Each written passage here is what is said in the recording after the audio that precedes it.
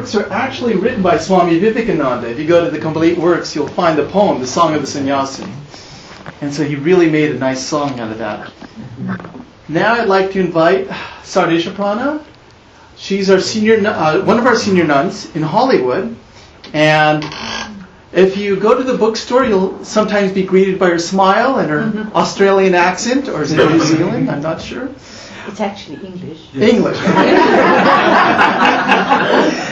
And she's been a nun. She's a disciple of Swami Vivekananda, and she doesn't lecture much, but she's a very, very insightful and very practical. Get insights from her lectures. So today she's going to talk about the relevance of is Swami Vivekananda relevant today? Is Swami Vivekananda relevant today?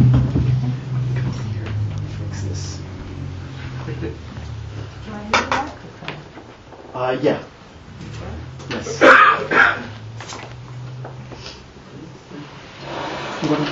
You want to stand? I mean, tempted as I am to hide behind the stand, probably I think it'd be better if I can see people's faces. I mean, I can see if they go to sleep or anything fun.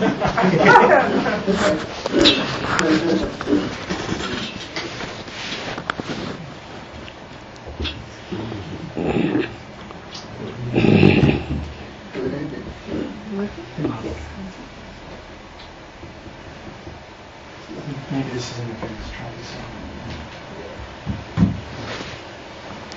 Maybe I should hide behind the stand and then you won't be able to see or hear me.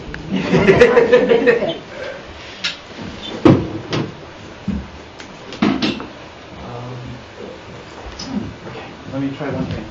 Is that my phone? Just turn it off. Write it down.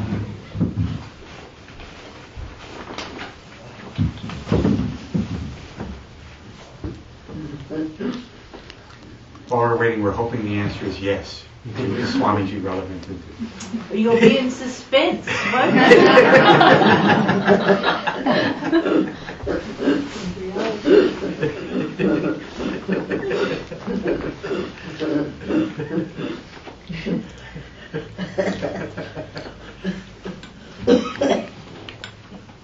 Every Vedanta society has a fix-it man in every area. One of Swamiji's wonderful gifts.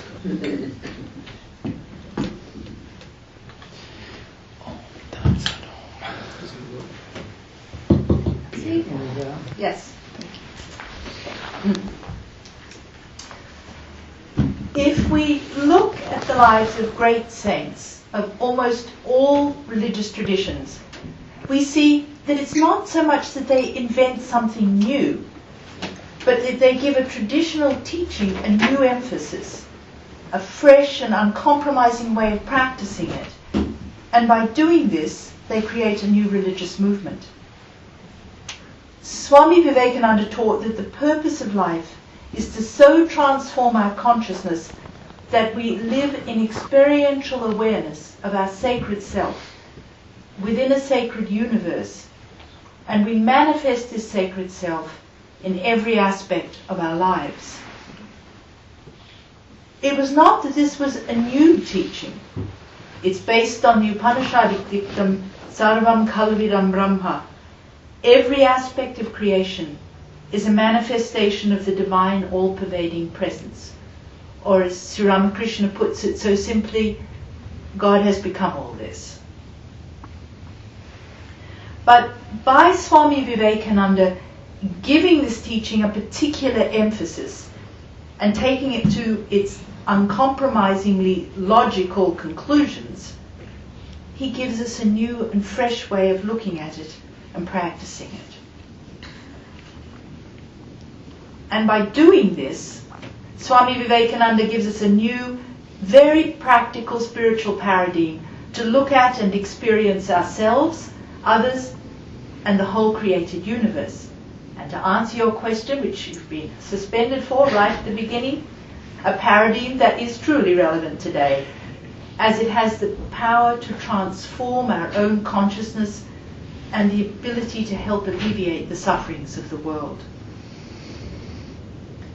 One of the most destructive aspects that the oppressed of the world face, whether that oppression is economic or because of nationality or gender, sexual orientation or race, physical or intellectual handicaps or lack of education, is that people begin to internalize and believe the limitations that other people have projected onto them. And this causes them to doubt their own self-worth or their ability to transform their lives. We see this, one of the examples of this is the victims of domestic and family violence. Even when these people are removed from the life-threatening battering and bruising, and when they have physically healed, that psychological damage still remains. They've come to truly believe that they are not a person who deserves to be treated with respect, and that they are not a person who is worthy to be loved. And in some families and communities, we see the fruits of these negative projections continue to be passed on for generations. But if we can look at ourselves and others through Swami Vivekananda's paradigm, it provides an enormous potential antidote to this negativity. Swamiji's emphasis on the divine potential of every person, that each individual is a manifestation of the divine presence and has within that unquenchable divine spark, so that no matter what their life experiences may have been, or whatever their current circumstances are, this inner divinity, this true divine nature of each individual, gives them an inherent self-worth and the infinite power for spiritual change and transformation. The homeless person sleeping on a seat, drunk, dirty, usually rather smelly, the difficult person that I have to work with, the irritating neighbor who always seems to have to play his music at the loudest or mow his lawn just when I want to sit to meditate or when I just want to be a little quiet. The member of the family that we always invite to family gatherings because we should include them, but we know that they're going to irritate everybody during this gathering. If I remember that these kind of people are a manifestation of the divine presence, the Lord I love, as Mother Teresa says, in distressing disguise, the person hasn't changed, the circumstances haven't changed, but my attitude changes. And that person, instead of arousing irritation or disgust, becomes a gift. Perhaps a challenging gift, but nevertheless a gift. A reminder of my spiritual practice and a help to cultivate the qualities, my help with my cultivation of qualities of spiritual growth. Also, if we look at other people through Swamiji's paradigm of the divine indwelling presence, it has the power not only to transform ourselves, but it has the potential to transform others. Some exceptional people who, despite growing up in very difficult circumstances, surrounded by broken families or crime, substance abuse problems, most people don't succeed, but there are exceptional people who become very high achievers. And the studies that have been done on these high achievers, almost all of them mention that at some point in their growing up, there was one person, maybe a relative, a teacher, a coach, who gave them time and attention and nurturance, and through faith in them was able to invoke their higher potential. Through the modern ecological movement, we are beginning to realize that the whole universe is a delicate, interrelated whole. The Vedic sages realized this through spiritual intuition with the concept of dharma many hundreds of years ago. But in the West, we couldn't accept it until we could prove it scientifically, and unfortunately the scientific proof has come, a lot of it, through the damage that we have done to the environment. But if we look at the universe through Swamiji's paradigm, as a manifestation of the all-pervading divine reality, and bring this truth into our conscious awareness, once again our attitude is transformed and we treat the whole environment with respect and take more trouble to make those irritatingly difficult and sometimes time-consuming choices that we have to make to help protect the environment. So Swamiji's paradigm helps us to transform ourselves, those we come into contact with, and our perspective on every aspect of creation. Swami Vivekananda's life experiences gave him a special understanding of human suffering. He learnt compassion from his father at a very early age. When he was a young man, as quite often we are, he was very judgmental, particularly of someone's drinking. But his father taught him that there are many people who can only handle suffering by numbing that pain through substance abuse. When his family circumstances changed so radically, when his father died, they went from being a very wealthy family to being a very poor family. He saw how easily some people can just turn away from the poor. He experienced unemployment, despite his education or intense efforts to get a job. When he came to America, he was introduced to the idea of the deserving poor and the undeserving poor. His response to this was, I don't want your charity if I have to be a deserving poor to get it. But he knew that just because you didn't have a job, this could still happen even though you had tried very, very hard to get employment. And he experienced, not only himself experienced hunger, but what was even more painful, having to watch the hunger of those he loved, and of course as the eldest son was responsible for. Swamiji was an immigrant, leaving those he loved to come to a strange country where he had no connections, and he had to build a new community of friends. In America, he experienced racism and bigotry. He had the ultimate American shot, and he was even shot at. He lost a sister he loved to suicide because she could no longer bear the abusive circumstances of her marriage. And when he returned to India, caste prejudice kept him out of the Dakshineshwar Kali temple. Swamiji believed that only the highest spiritual realization permanently alleviates suffering. But he had a deep personal understanding of a wide range of human suffering. And this enabled him to design a very pragmatic three-tiered program for the unfoldment of each person's divine innate consciousness. A program that includes all people, no matter what their level of spiritual attainment. But from each level he required a gift of generosity and a certain level of self-sacrifice from his followers. The first tier is to give people food, shelter, and medical care. I will never forget being introduced to a devotee many years ago in Santa Barbara who would continuously bring food to the convent.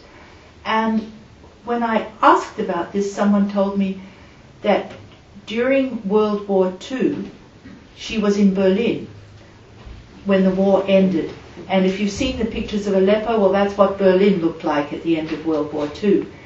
And she was so hungry, she had to steal to get food. And all her life, she felt guilty about this, that she and taking food to the convent was a form of reparation.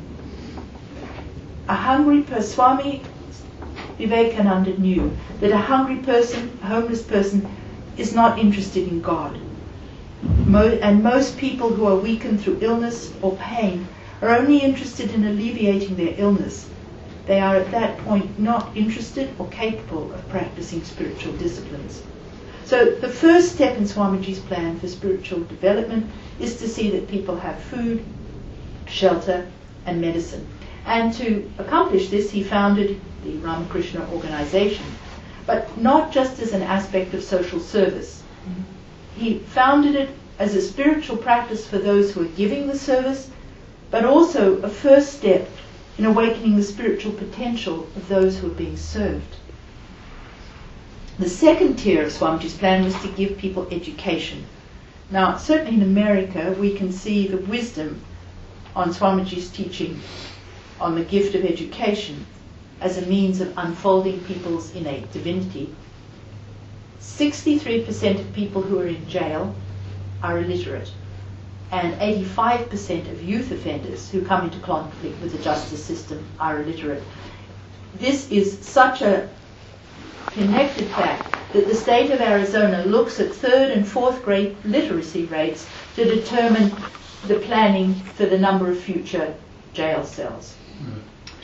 Where prisoners are educated, there is a 17% recidivist rate. Where they are not, there is a 70% recidivist rate.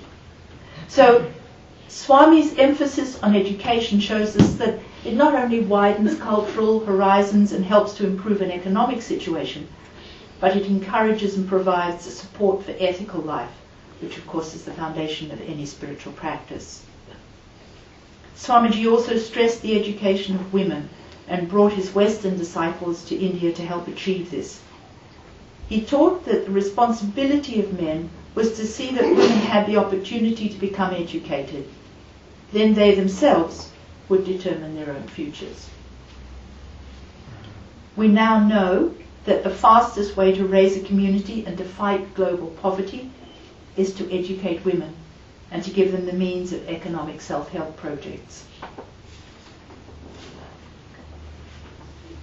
The third tier of Swamiji's plan was the gift of spiritual teaching. He taught the cultivation of the complete spiritual development of each individual through the practice of the 4 yogas.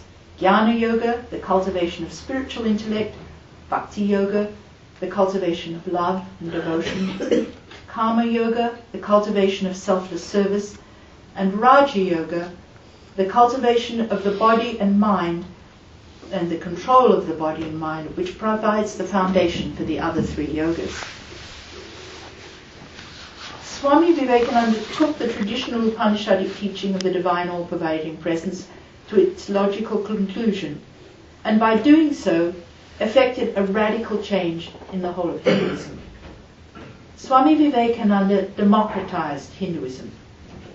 He believed that as each person is a manifestation of the divine presence, the highest teachings and practices of Advaita, non-dual Vedanta, texts, mantras, rituals, methods of meditation, and the right to take monastic vows should be available to anyone who sought them. And you will see further examples of this with Sister Nivedita in the movie that we're about to show. He felt it should be truly available to anyone, men, women, or whatever their nationality. And one of the results of this democratic process was that it also made Hinduism an export religion. Up to this time, Hinduism was the one of the 6 major world religions which had really almost not gone outside of India, because if you crossed the sea, you lost your caste.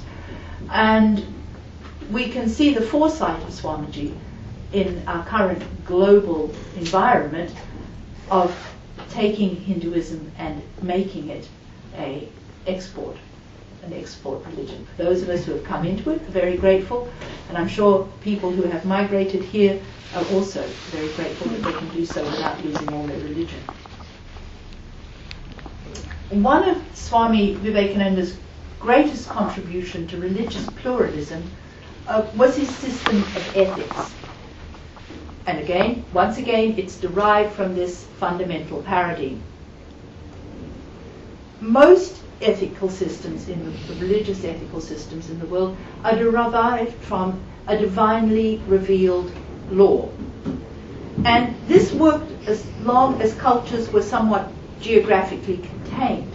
But in the current ease of modern travel and global economy has given rise to an unprecedented juxtaposition of different religious cultures. And this has led up to clashes of ethical values. My divinely revealed religious law versus your divinely revealed religious law, or in many cases, my version of our divinely revealed law versus your version of our divinely revealed law.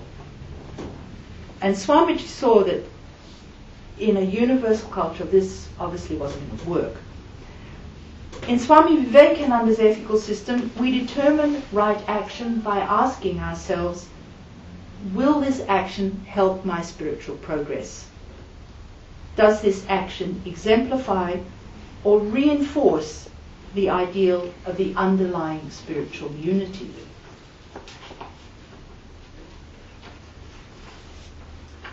And we see that this concept really worked in the righteous Gentiles of the Holocaust, those who during World War II, when their countries were invaded by the Nazis, took incredible risks for themselves and their family to shelter Jewish people, to hide them, to help them. And they did studies, they had all kinds of theories, what it would be, religion, high self-esteem, low self-esteem, and none of those panned out.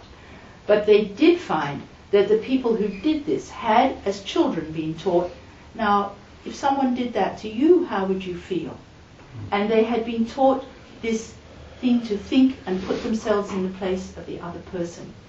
And in effect, they had been taught empathy. And empathy is a sort of very gross, perhaps, reflection of that ideal of unity. Instead of making somebody an other, I find what I have in common and bring that into play when I treat them.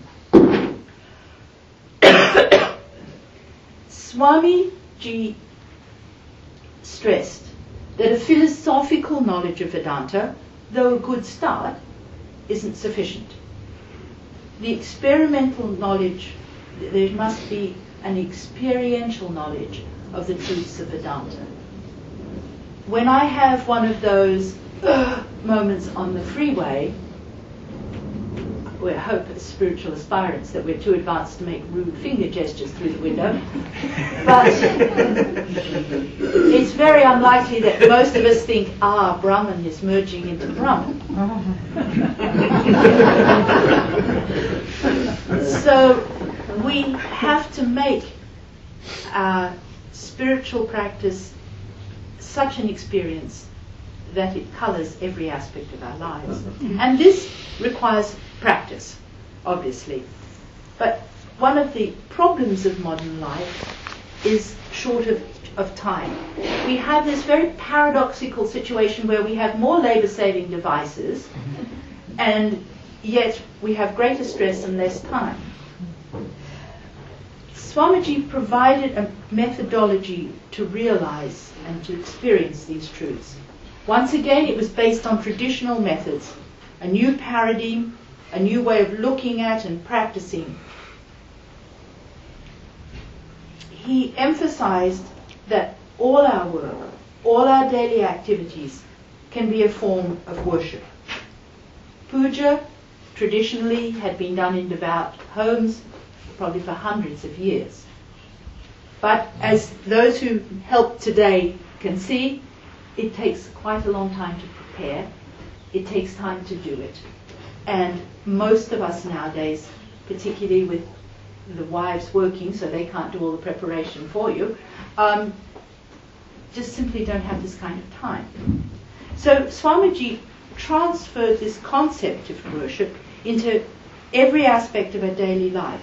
And by doing this, he took away all our excuses and gave us a 24/7 method of practice. In the worship you saw today, there's basically 3 steps. Purification, and according to our tradition, purification means we identify it as a manifestation of the divine. Invocation, obviously that divine presence is always there, but by invoking it, we of course ask for its special blessings, but we also bring it into our conscious awareness. And then we worship it. And we do this in 5 areas. We do it in the whole area that we are doing the puja in. We do it in all the vessels. We do it in the prayers we use, the mantras. We do it in the heart of the worshipper, and we do it in the image. Swamiji encourages to take this concept into our home or workplace. All space is pervaded by the divine. So wherever we work, wherever we live, this is a sacred space. This gets rid of the well, I wouldn't do it in the ashram or the temple, but this is my own home, so how I do it here. This concept that we have something that's sacred and something that's not perhaps so sacred. We have perhaps different ethical standards with our friends than we would do in our workplace.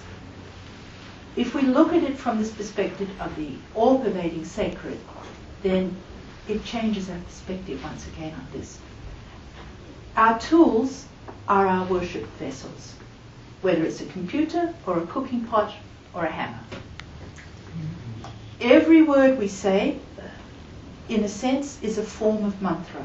So we're very careful with our speech, we're truthful, and we try very hard not to hurt people. Just as we've offered all these things to the deity today, and they've made beautiful food offerings, and people have prepared flowers and garlands to offer to the deity and to serve the deity, we serve each person that we come into contact with as a manifestation of the God that we love. We try to remember that everything is a manifestation of Brahman and manifest our true sacred self in every aspect of our lives. Swamiji stresses that it's how we do the small daily things in life that expresses our character and our spiritual progress. If we can build whole hospitals, if we can give whole art galleries, that's wonderful. But that's not necessarily how our spirituality shows. It shows when we come home tired and our partner comes home tired, but we still get up and offer to help them with the meal or to give them a cup of tea or coffee. It's taking a little time during lunchtime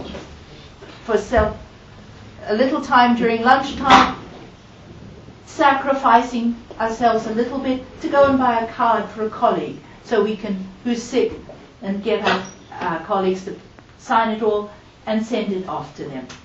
Our service shows in all the little tiny details of our life. And also, if we build it through these small building blocks, then it will increase in our lives, and our lives will become not only a blessing to ourselves, but to other people. Swami Vivekananda founded a monastic order, but he had great faith in householders. He saw them as the ambassadors for his teaching, and he gave them the special responsibility to take these teachings into the home and family, the workplace, the political area, into every aspect of daily living. Swami Vivekananda has given us this new paradigm to look at the whole of life and methods to apply this paradigm. But it's only truly relevant if we put it into practice.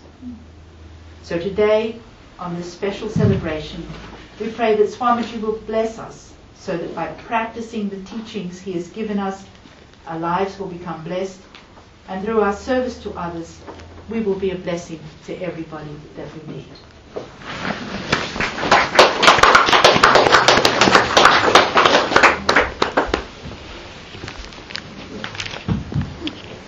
Thank you, Servdesha Prana. And lyrics are actually written by Swami Vivekananda. If you go to the complete works, you'll find the poem, The Song of the Sannyasi. And so he really made a nice song out of that. Now I'd like to invite Servdesha Prana.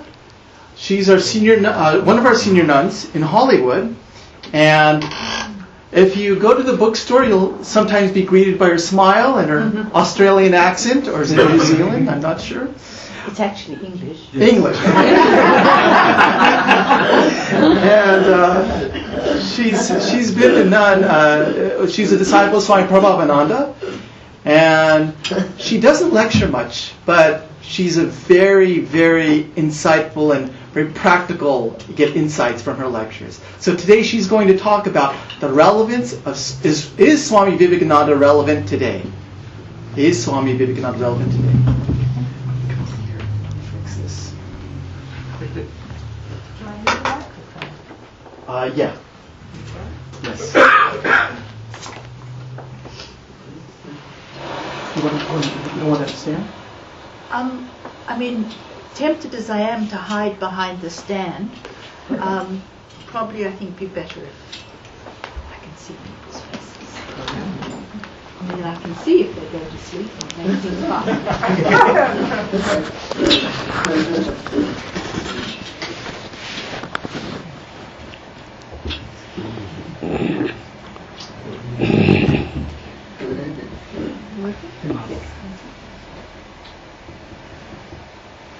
Maybe this is interference. Try this out. Maybe I should hide behind the stand and then you won't be able to see or hear me.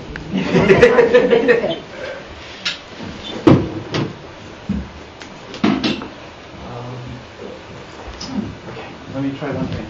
Is that mic on? Just turn it off. Right down.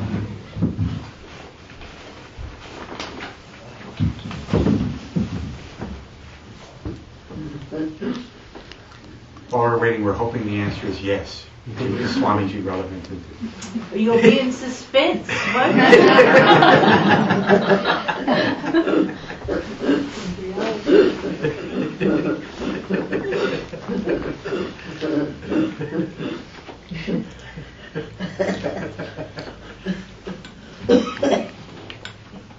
Every Vedanta society has a fix-it man in every area. One of Swamiji's wonderful gifts.